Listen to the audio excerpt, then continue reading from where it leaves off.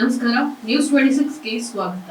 ಅಯೋಧ್ಯೆಯಲ್ಲಿ ಶ್ರೀರಾಮನ ಮೂರ್ತಿ ಪ್ರತಿಷ್ಠಾಪನೆ ನಿಮಿತ್ತ ಬಾದಾಮಿ ತಾಲೂಕಿನ ಗ್ರಾಮಗಳಲ್ಲಿ ಕರಪತ್ರ, ಮಂತ್ರಾಕ್ಷತೆ, ಶ್ರೀರಾಮ ಮಂದಿರದ ಭಾವಚಿತ್ರ ವಿತರಿಸಿದ ಹಿಂದೂ ಪರ ಸಂಘಟನೆಗಳು. ರಾಮ ಜನ್ಮಭೂಮಿ ಅಯೋಧ್ಯೆಯಲ್ಲಿ ಶ್ರೀರಾಮನ ಮೂರ್ತಿ ಪ್ರತಿಷ್ಠಾಪನೆ ನಿಮಿತ್ತ ಬಾಗಲಕೋಟೆ ಜಿಲ್ಲೆಯ ಬಾದಾಮಿ ತಾಲೂಕಿನ ಗ್ರಾಮಗಳಲ್ಲಿ ಹಿಂದೂ ಪರ ಸಂಘಟನೆಯವರು ಅಯೋಧ್ಯೆಯಲ್ಲಿ ಶ್ರೀರಾಮನ ಮೂರ್ತಿ ಪ್ರತಿಷ್ಠಾಪನೆ ನಿಮಿತ್ತ ಮನೆ ಮನೆಗೂ ತೆರಳಿ ಕರಪತ್ರ, ಮಂತ್ರಾಕ್ಷತೆ, ಶ್ರೀರಾಮ ಮಂದಿರದ ಭಾವಚಿತ್ರ ಇವುಗಳಿಗೆ ಪೂಜೆ ಸಲ್ಲಿಸಿ ನಂತರ ವಿತರಿಸಲು ಪ್ರಾರಂಭಿಸಿದರು.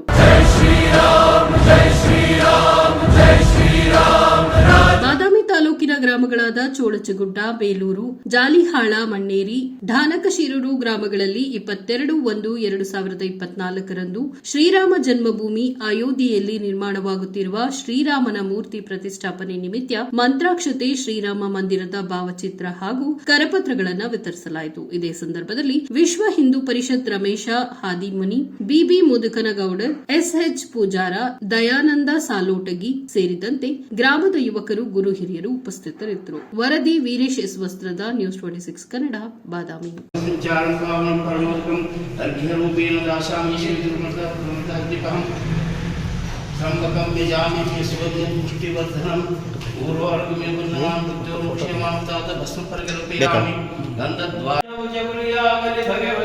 ಕಂಬವಾಗಲಿ, ಮುಗಿಲು ಸ್ವರ್ಗ ಗೋಪುರಾಗಲಿ, ತೆರೆದ ಬಾಗಿಲು ದೇಶಗಳಾಗಲಿ, ಜಯ ಮಂಗಲವಾಗಲಿ, ಸದ್ಗುರುವಿಗೆ ಶುಭ ಮಂಗಲವಾಗಲಿ.